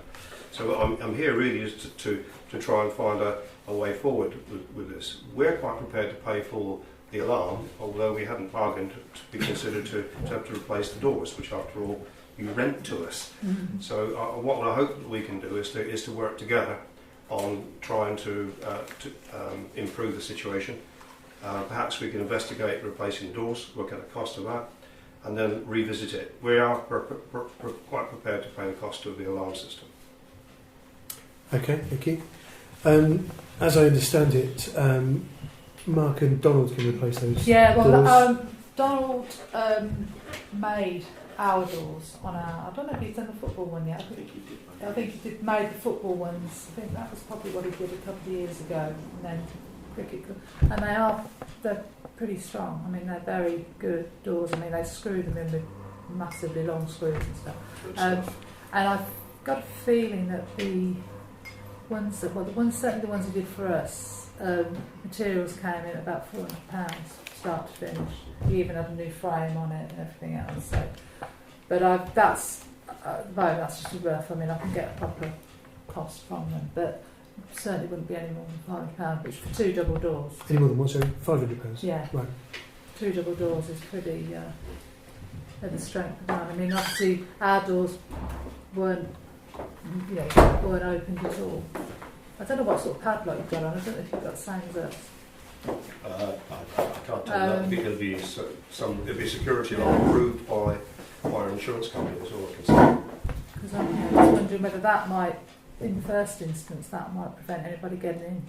Well, it did because they couldn't break it open. They couldn't break it open, but they had to go at the hasp and so on. But clearly, in the end, whatever you lock you put or hasp you put, you will get in.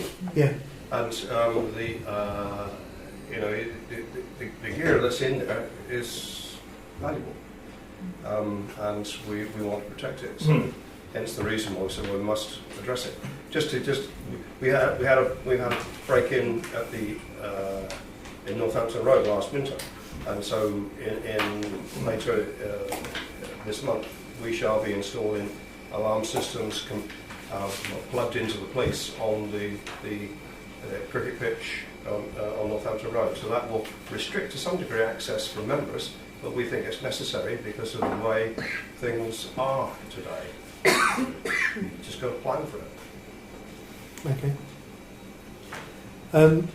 As far as the alarm goes then, this is something that the cricket club would purchase and install and would negotiate with Central Sports to power.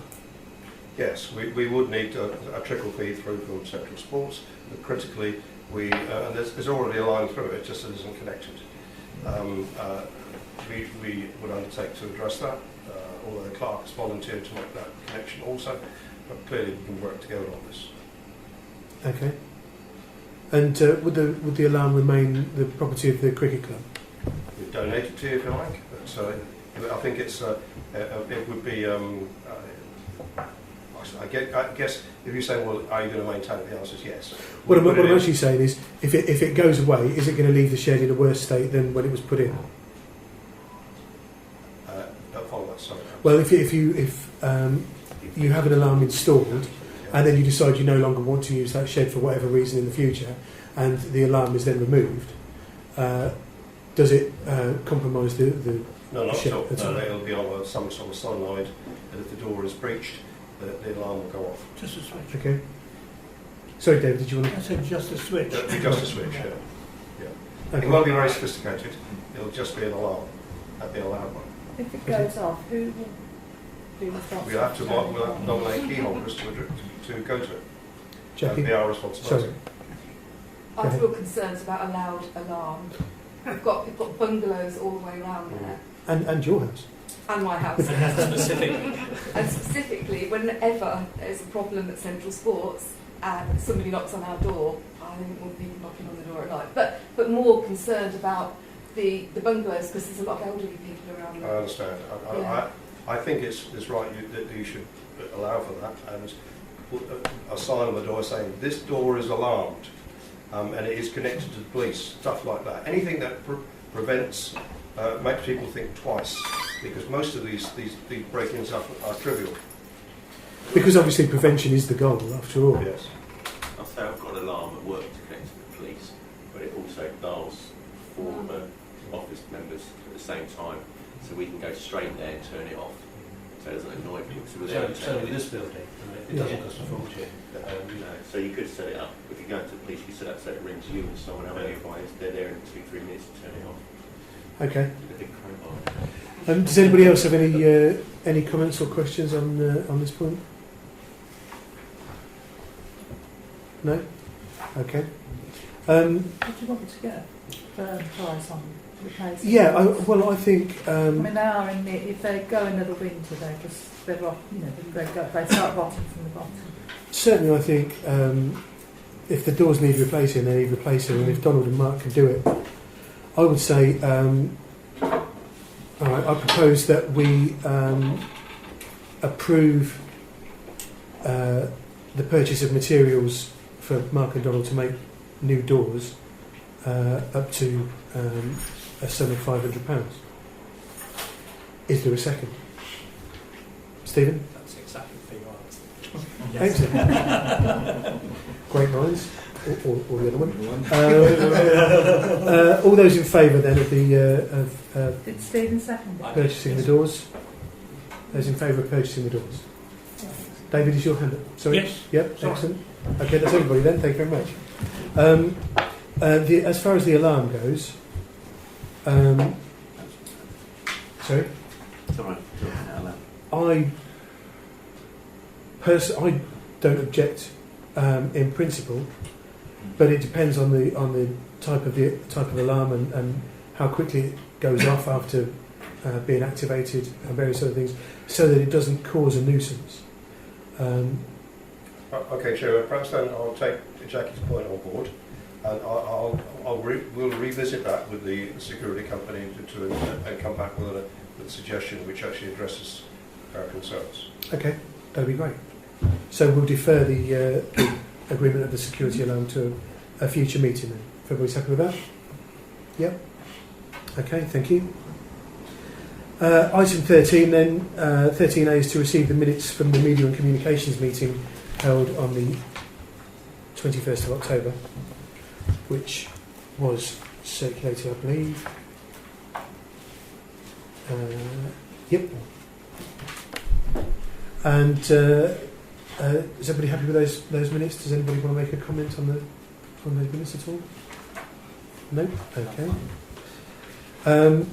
13B is to appoint a webmaster. This is... already had one. Sorry? Well, there was one appointed many years ago, but this is because the new documents, which hopefully we'll be approving shortly, specifically call for the appointment of a webmaster to manage not the day-to-day running of the website, but the more technical side, the infrastructure and the content management system that the website uses, and things like that. So, in the past, as most of you know, I was the webmaster, and I'm happy to continue.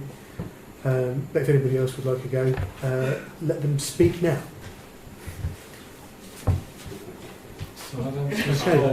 Would anybody like to make a proposal of any sort then? I'd like to propose Alex as the webmaster. Okay, thank you, Peter. I'll second Ian, will that. you? Oh, right. Well, I saw Ian's hand up, so Ian seconded that. All those in favour of me as webmaster then?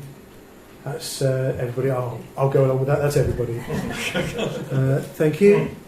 Item 13C is to approve the amended website policy, which you should have received. Does anybody have any comments on that policy at all? It's we did have a website policy, but this is a vastly different beast. Yes. Oh, No, so okay. No, sorry, it says on the privacy statement, no personal information is obtained. I was thinking On the website. retained. On the website. Well, no, it's not obtained either. It's It not- it's cannot not be obtained, retained. is it? We Yeah. did look at that at the meeting. So, do we need a proposal to? Well, if you're clear. Okay, is everybody happy to accept the website policy as it is? Yes. Yep, that's everybody. Thank you very much. And to approve the social media policy, which didn't in fact exist before, but largely echoes the points in our terms of reference. Does anybody have any comments on the social media policy at all?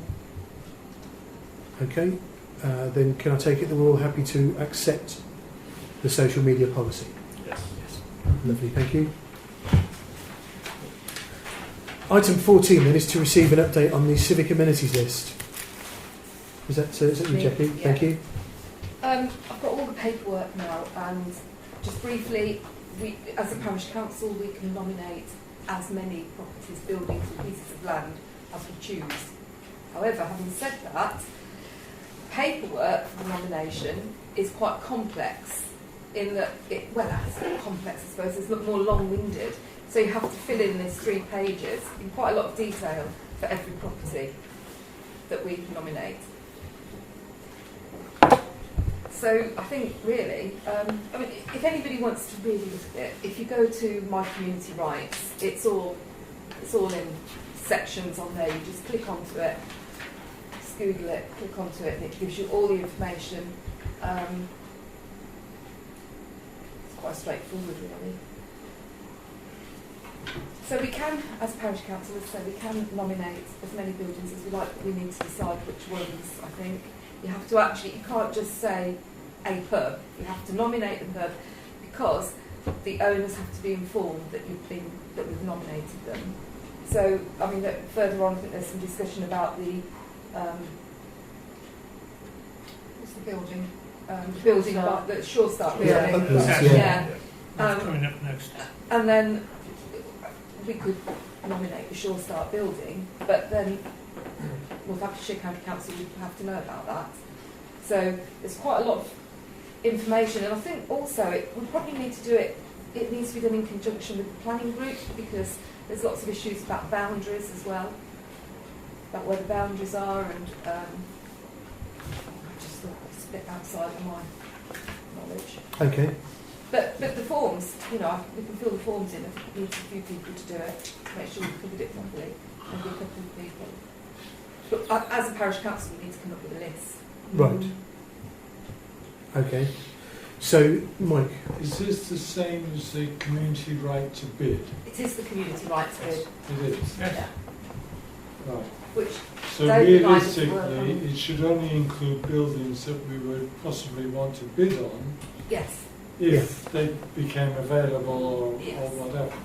We can't force a sale or anything. No, it's only if they come up for sale. What it does, it's once you've nominated the building, if it comes up for sale, the owners are informed, and it gives you 6 months to do the process, which is again a complex process, but in order to purchase it. But it gives you that bit of space, so you get the opportunity and the time to do it. It does give the council or the community an option to purchase a building which might otherwise fall into other hands and not to the benefit of the community. Yes. Yeah. Okay, so then. Sorry. Is it just you, Jackie, that's been looking into this? David and I started the process off, didn't we? Yes. Some time ago, and looked at buildings, and then I think it was the last parish council meeting.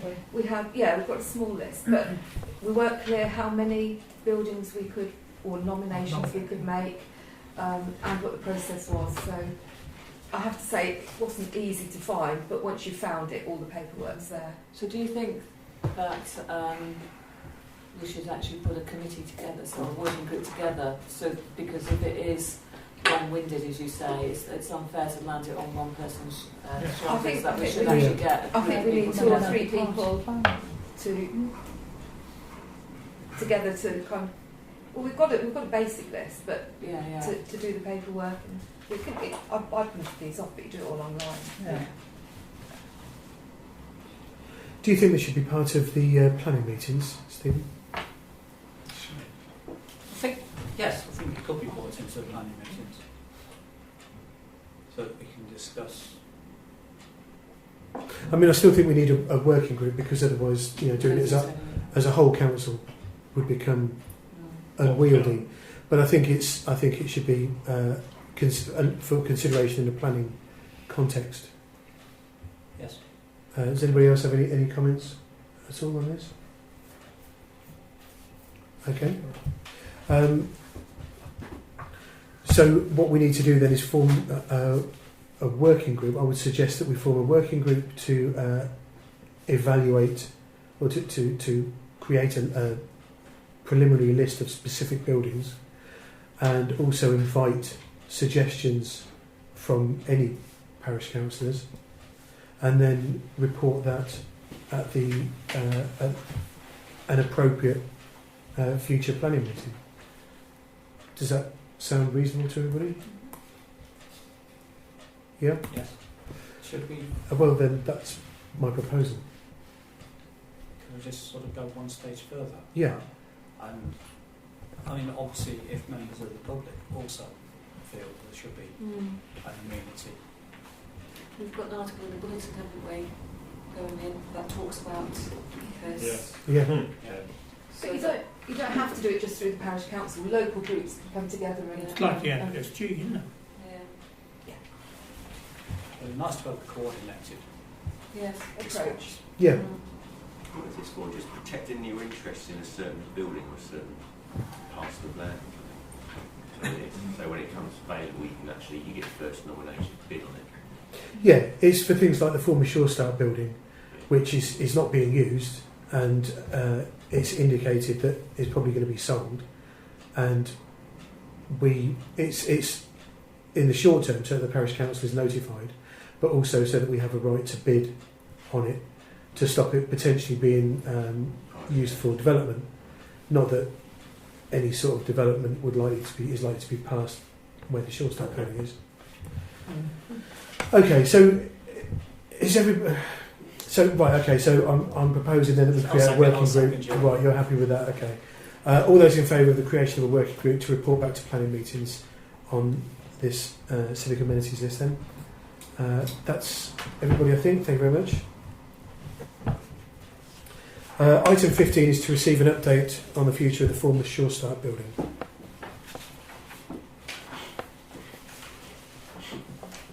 Which is who's?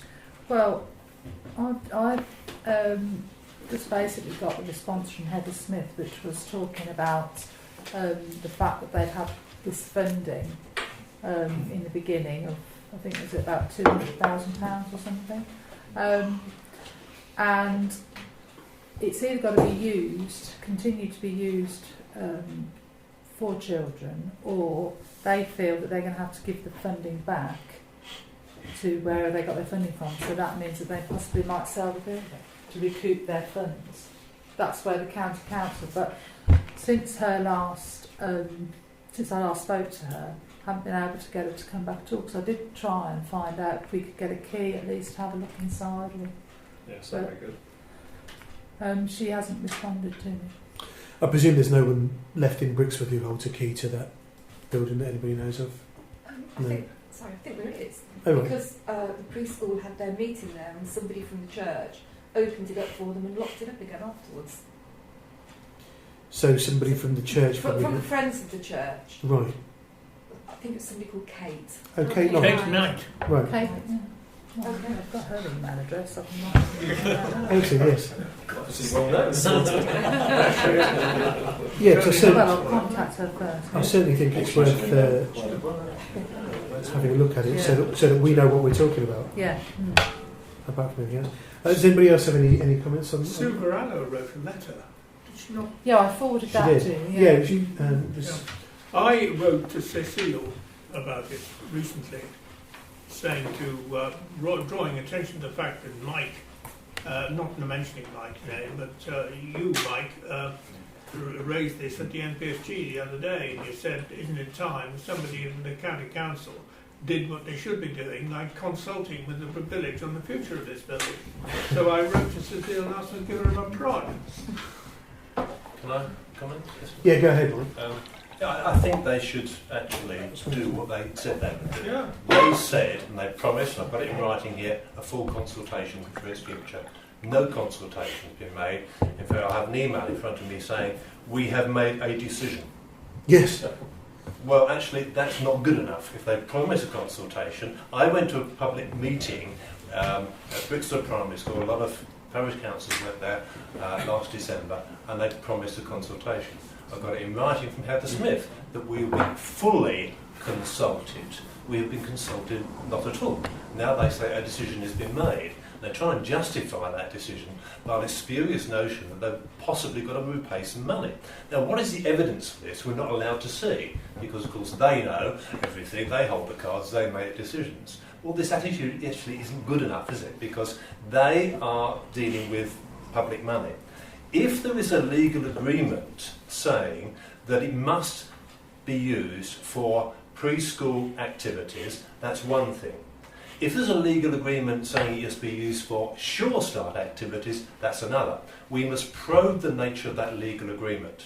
If it's for preschool activities, it is entirely possible that a group could be formed so that preschool activities could carry on in that building. If it is loosely termed in terms of education, we know U3A, for example, would like to use that building. That's University of the Third Age, it's education. There's the choir, Singing Saints, that would like to use that building. That's education in its widest sense. A package could be put together if they would be prepared to listen and have a meeting saying that a trust could be formed to continue its community use for community education projects. The parish council could use that facility. There's 4 rooms, basically this size or smaller. I've still got the plans for it. They haven't consulted. They haven't had a meeting. All we want to do, I think, speaking for the community, is to be allowed to have our voice. Can our voice not be heard for a community building paid for out of community funds? Yeah. Before it's disposed of. It's a high-handed attitude, I think. Simply to say, we've made a decision, it will be sold. Well, hang on. Are we worth nothing here? That's what they're saying, isn't it? Yeah. I found it bizarre that they'd spent £200,000 a few years ago and say it's got to be returned. Oh, you don't do that in government. You'd waste it. Oh, that's exactly what they have.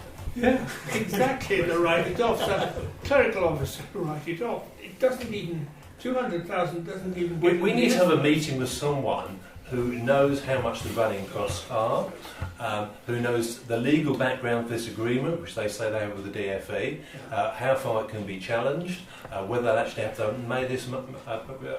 repay this money. I feel that that's probably quite a spurious legal argument myself. And examine all the ramifications. We could have a meeting surely with the Friends of the Church, the PCC, BCF, History Society who've got an interest, all these groups, and we could have a meeting at a drop of a hat. Yeah, all those groups could have a meeting. It's getting somebody with the answers to come to the meetings. With an officer who knew the running costs, and someone knows. Someone knows. Somebody's been paying them. And someone is been consulted on the legal agreements. Well, I wonder if it's worth writing to Heather Smith again in the first instance and asking for that information, and if she's unable to give it, or if she doesn't have it, then asking her for the name of the person who can. As a council, I mean, I know it's probably a bit late in the day, but can you put a freedom of information request? Well, that's what I was going to say. Just put freedom of information and vote that. Well, and they've got no choice then. We've got the plan of building under freedom of information, but you cannot ask for freedom of information meeting. That's what we want. A meeting no, but on you've site. been Find an interesting about part to get the legal document. Yeah. Yeah, I think the first step is for everybody to be as informed as we can be. A meeting between the community groups, I think, should really be to decide what we can do together to get control of the building, to ensure it stays in community hands rather than passing into individual hands. Mike's just suggested we list it as a community asset. Is the first one, and you know, they'll start thinking then, perhaps. But Chair, the Freedom of Information Act will allow public viewing of any consultations that have taken place, any meetings that have taken place. If you feel that those have taken place, Well, I'm sure they have, because they've taken legal advice over this position they have with the DFE. Well, can we partly party to that? right, well, if you invoke the FOI, then... Well, it's not for me to do it. I'm no one. I'm conscious that I'm no one. Any individual can do it. I'm just Mr. I think Angry. I think it's the parish council. Can the parish council do that? Parish council can act as a... What did you say? DOE? Yes, because it's the Department for Education That that initially funded the renovation after it was previously... What do you actually want though? Because you need to cut. Sorry, Kevin, yes. If you write the letter, you copy in Cecile, you copy in Chris as leaders Daventry District Council or something like that. Because they'll be forced to come back to me. So, not a Freedom of Information Act request, is your opinion? My opinion is you send the letter, you put all the copies with all the district councils, you put Cecile as county, you put Chris as leader as Daventry District Council as well on that letter. Okay. I would suggest that we reply. Is that a proposal? I think that's a proposal. Okay. And specifically, what would you like me to ask? Okay. We would want a meeting where an officer... No, we need the information first.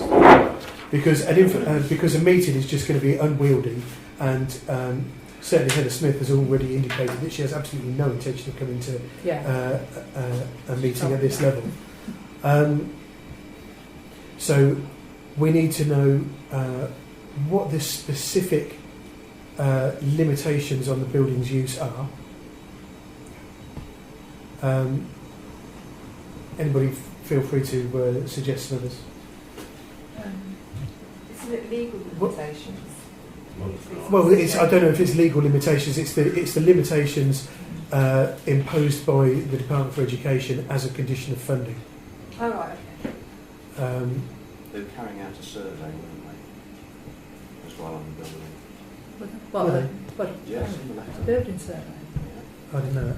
Not on what, the Sue Varillo letter? No, I don't know who she is. Sue Rowe, she's a former parish councillor. She's former chair of the parish council. So she's not, sorry. She hasn't got any... Friends of the church. She's friends, fine. Yeah, friend of the church. They were carrying out, they said what they were going to do. Oh, in the email from... Council said they were going to do the following. I haven't got anything on that email. Well, I don't know, perhaps we've got different emails, but they said they were going to do it. That was in response to when I first spoke to her. You want the answer for that as well, don't you? So... Whatever that email said. So we'd like to know then if a survey has been conducted, and if so, what the results were. Correct. Okay. What consultation is being made? And what consultation is being made, or has been? Oh, right, okay. Has been made. What is being made? Okay. Do you have your hand up, Can't Mike? help but think you're putting the cart before the horse. I think the first thing you have to do is register your interest in purchasing the building.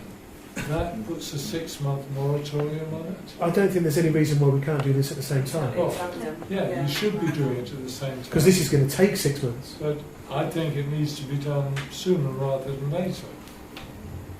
Okay. We didn't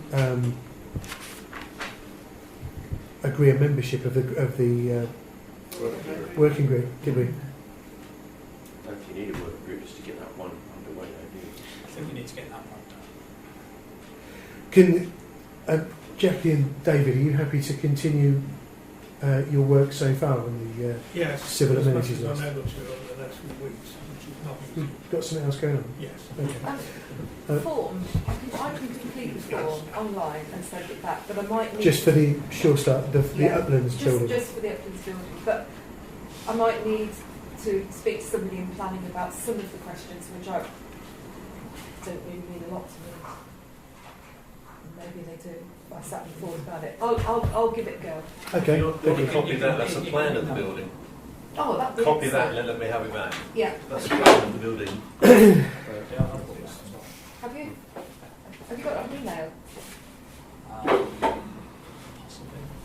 So are there any other questions that we want to ask in this letter that we're writing to Heather Smith and copying Chris Miller and Cecile Is into? it worth asking for minutes of any meetings that they've had? They should be publicly available. Well, that would be a freedom of information request, I think. Well, that's that sort You of shouldn't request. have to invoke Well- to get copies of minutes. They should be like our minutes. I don't know. District council or county council minutes should be freely available without invoking that act. You can always ask if they say no. Yeah. Are the minutes not going to be available on the website? Like ours are? Maybe, but you know, if you're writing the letter, you might as well ask.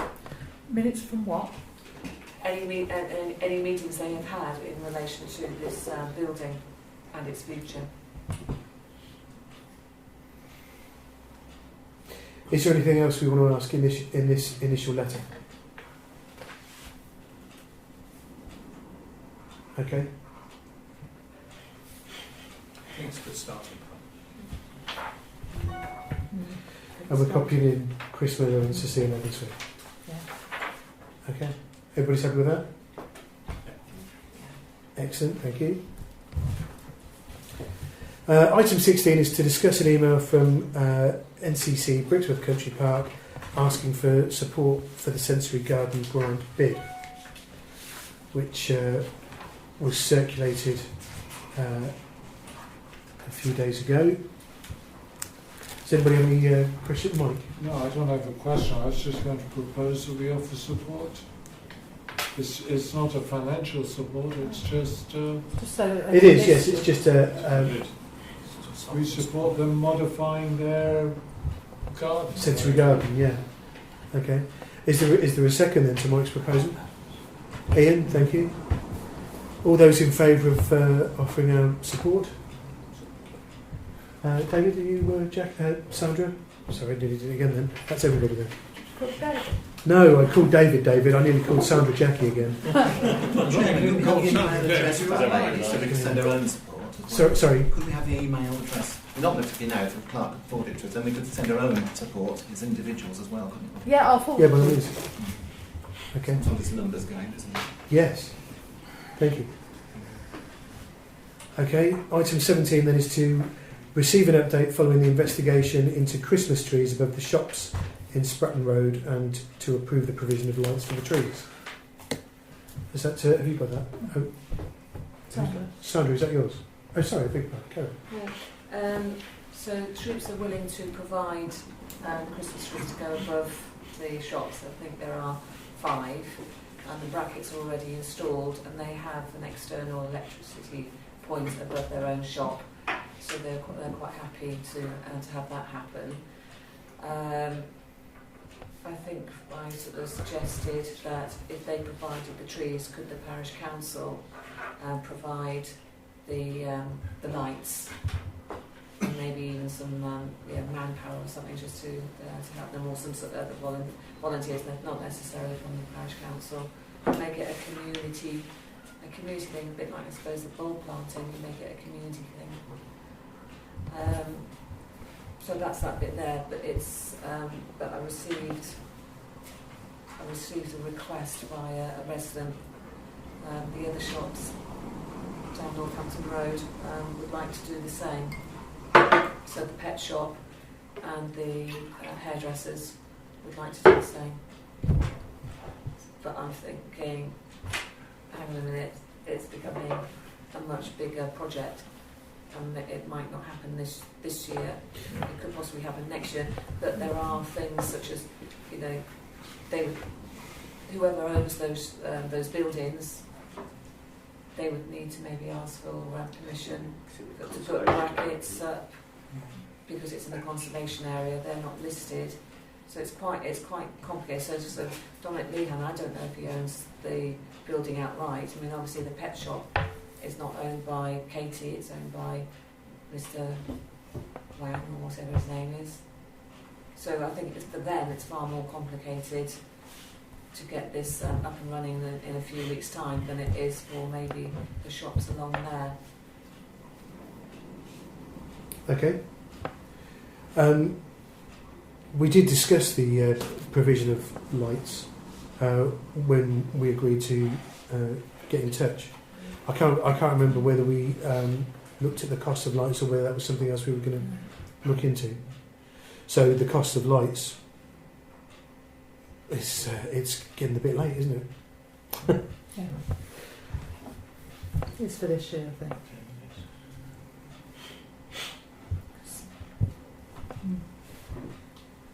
They're quite high up as well. You have to. So why is it too late to get Christmas tree lights? Because first of all we have to go and get the price for the lights, and then at a future meeting we have to agree to purchase the lights at that price. And also how they're going to be installed. Can't you just vote? Well, if Troops are providing the trees, I imagine Troops will put them in place. I don't know who's going to do the. Troops will put them in lights. place if they've got the help of some volunteers. Have you any idea how much lights cost, Mike? Certainly not. No, well, that's helpful. I think it depends on the. I think it depends on the lights, doesn't it? Depends on what power they've got. It's probably 20 quid up to hundreds. Yeah, it is. So Well, why didn't you vote up to 100 quid for it? No, per lot, per set of lights. How many sets do you want? 5. But even then, I mean, 20 quid lights probably aren't appropriate for. You just want external ones, don't you? Just chuck the load out. But I mean, the thing is, we agreed this, I think, back in September, didn't we? And now here we are, coming up to the end of November. Sorry? And nothing's. And no, nothing's happened. So I think we've You've also got to find your volunteers. possibly missed the boat. Yeah. I think it's something to bear in mind for next year. Think about it. That we start thinking about it earlier, and maybe put in the bulletin that we want volunteers, and look at the cost of lights. You need to do a risk assessment. If we're going to organise it, we'll have to do a risk assessment. Does anybody else have any comments on this point? It does seem a shame the village doesn't have any central lighting, but Yeah. yes, we have left it too late in the day, I think, at the end of the day. And a lot of businesses do seem to want to contribute and have something lighting. I think what we should do is that, this really needs to be tackled from June of next year. That's when we need to start looking at stuff like this. Especially if we want to get something in the bulletin. Yeah. Or even earlier. Yeah. I mean, with regards to lights, I mean, they're easy enough to find, and if we bought them in January in the sale or something like that, then that obviously helps with driving the cost down of actually buying the lights, isn't it? I think if you're worried about pat tests, you get battery-powered LED ones.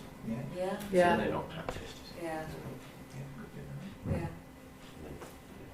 Sorry, will we have a tree in here this year? Oh yeah, we are. I will do that. You're with me. Fingers off. How much we got?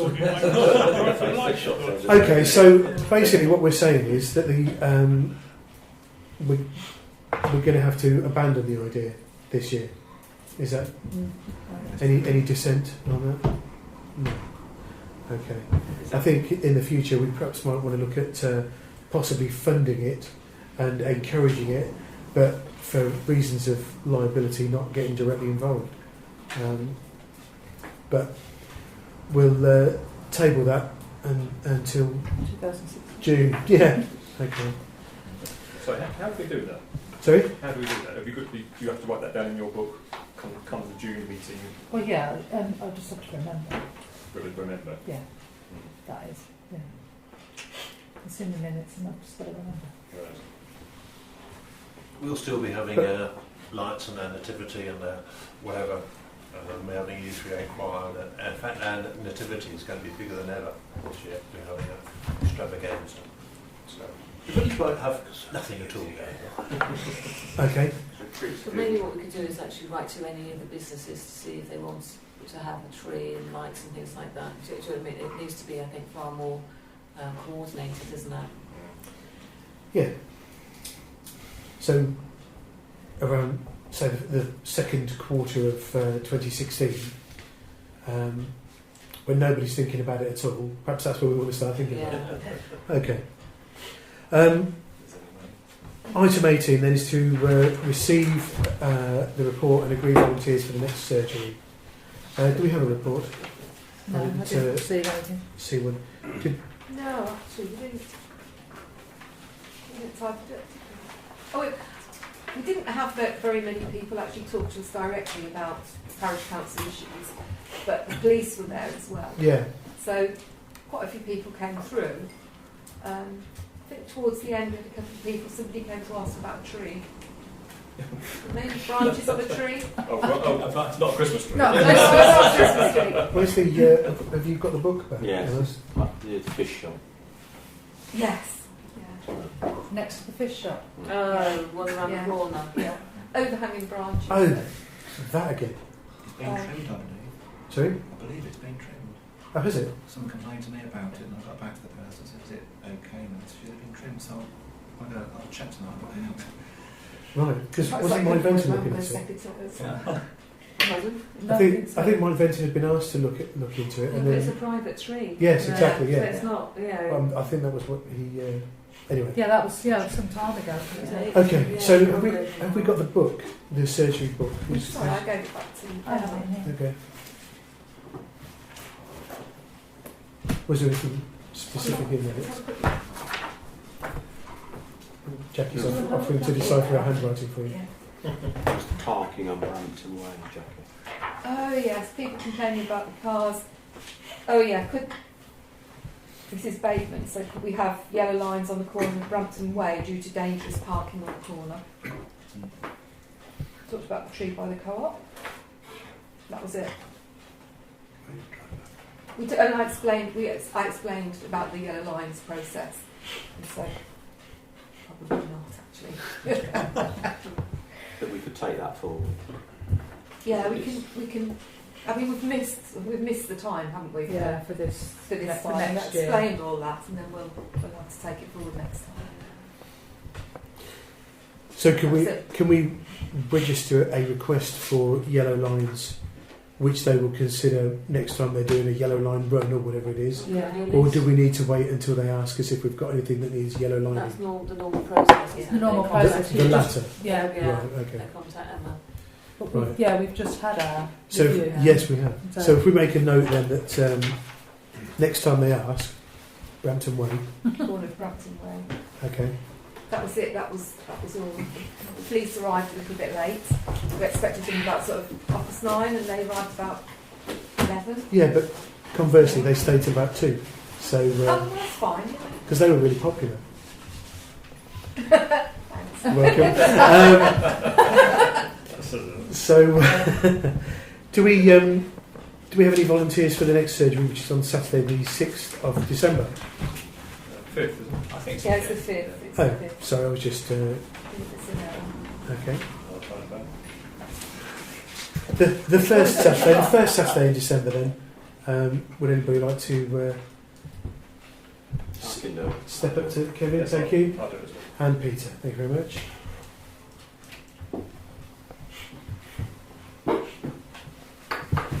Okay, item 19 is general correspondence. Oh, hang on a second. Have we not got a general correspondence for discussion? No, I've taken that off because I Okay. don't see that that's. Because we will discuss Because it it should be an separately. agenda Yeah. item. I don't Okay. see it. Yes. Is there a file? Yes, it's here. There's a file. Excellent. So there's a file if anybody wants to see it. The dates of the next meetings are. Yes, the dates of the next meetings was circulated, wasn't it? Are we happy with those meetings? Meeting dates? I presume we're not having the one on the first, on the basis we've approved the number of Yes, are we all happy to cancel the extraordinary meeting?